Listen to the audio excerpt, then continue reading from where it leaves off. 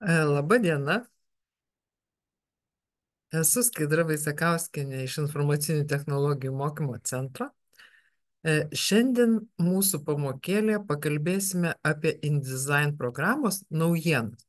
Apie konkrečią vieną naujieną, kuri truputėlį yra giliau, ne pirmų žvilgsnių mes ją galėsime pamatyti ir atrasti, tai apie teksto apliejimą, apie objektą paveiksliukė. Tai mums kaip ir atkrinta sudėtingas darbas išiminėti objektą iš fono ir tada aplieti aplink objektą. Iš karto InDesign programoje tai gali padaryti viena iš VRAK teksto apliejimo komandų. Tai kad aš čia taip be reikalo nešnekėčiau, o iškart rodyčiau, kurioje vietoje tie gerieji mygtukai yra, aš jau turiu atsidarius InDesign failą ir dalinuosi ekranu, dalinuosi savo ekranu ir toj susidėliosim. Paslėpsiu visus įrankius, kad matytumėt kuo daugiau ekrano. Tai aš jau turiu kažkokį maketą, šiuo atveju turbūt nelabai svarbu, koks maketas, svarbu nuotraukos įkeltos į šitą maketą. Tai čia lankstinukas, konferencijos, voverės neturi būti rudos ir turime voverytės nuotrauką ir tarkim norim, kad man teksto apliejimas būtų apie tą voverytę. Su šita dabar galėsim tiesiog parodysiu, kurioje vietoje kas yra, bet paskui to teksto reikia, ne, kitam puslapį yra teksto. Tai esmė, kad kada mes turim nuotrauką ir aišku objektą toje nuotrauką, gali iš karto InDesignas atpažinti tą objektą ir apliejimą padaryti.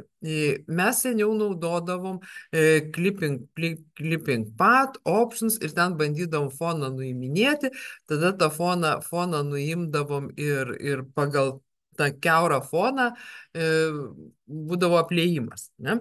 Tai mūsų ta geroji komanda yra TextWrap apie apliejimas ir apačioje yra select subject. Gal aš tą TextWrapą pasimsiu kažkur, išsimsiu visą kortelę aukščiau.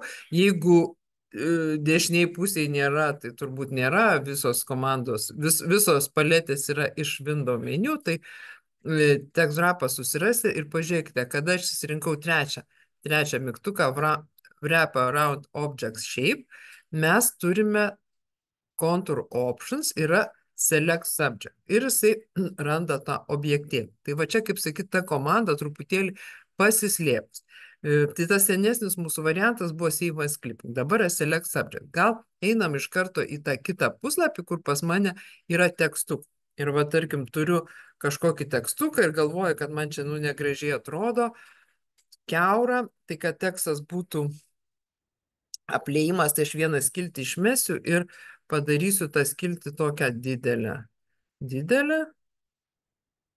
Ir dabar va čia iš šono įnešime nuotraukėlę ir tas tekstas bus aplietas aplink patį objektėlį. Tai aš jau čia prisigeneravus turiu.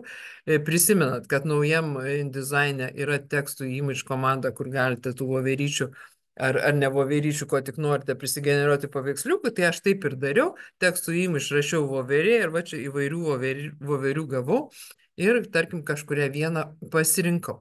Tai dabar pasiemam tą voverytę. Gal aš truputį pasididinsiu ją, kad tai daugiau užimtų man ploto. Tai aišku, čia, jeigu darot spausdinimui, nepamirštame užlaidų, bet tai gal čia labai nesikankinsim su tom užlaidom. Ir mano toj voverytėje noriu rasti objektą voverės ir apliejimą apie pačią voverytę padaryti. Einu į TextWrap, trečias mygtukas ir pažiūrėkite, wrap to bottom left side, tai irgi čia yra aktualu. Galima padaryti, kad tik iš vienos pusės būtų apliejimas, iš kairės ar iš dešinės. Paskui galėsim pabandyti, čia yra iš abiejų pusės. Ir type yra select subject. Tai jisai pats randa tą mano konkretų objektą nuotrauko ir kaip matote iš karto jisai apipiešia. Jeigu mums reikia ką nors taisyti, prisiminkim baltą direct selection ir tarkim, mums ten kyla noras ten kažkurios tenai mazgelius truputėlį pasitampyti. Čia nebūna gražiai, va tarkim, man ten kyla noras, kad truputėlį būtų tie ūsiukai. Ta. Arba va šitoj va vietoj irgi, jeigu mums ten kažkas netinka, irgi norisi, kad apliejimas viršui būtų galima pasidėlioti. Tai mes čia dėl tų nesikankinsim. Vadinasi, mes dabar šitą voverytės nuotrauką turime įdėti į apačią ir kaip matote, tas apliejimas įvyksta. Galime pasirinkti, kad tai būtų ten tik tai right side, ne? Arba tik tai left side, kad nelystų į šitą pusę. Žinoma, va šita va vieta vis tiek mums bus aktuali, mes turėsim kažkaip rankytėm pasidėlioti. Toliau mes dar galime, aišku, padaryti, kad būtų, tarkim, tos voverės nuplaukimas, nušviesėjimas, ne, truputėlį. Per matomumą, nu, va, ir gražiai mums ten tas apeina. Aš jau čia tas sutvarkiau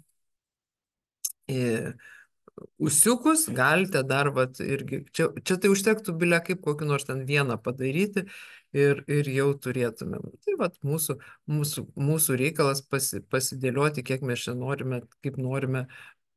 Aišku, galima buvo, mes jau dabar pasidarėm jau rankytėm viską, bet šiuo atveju galima pasirinkti, kad kiek milimetrų. Tada iš visų pusių kiek milimetrų gražiai apeis. Bet čia apie tos milimetrus turbūt nieko naujo nepasakiau. Tai didžiausia naujiena, ką dabar akcentuoju, tai yra, kad iš TextWrap kortelės pačiam InDesign'e galime rasti nuotraukoje objektą ir link jį aplieti tekstą.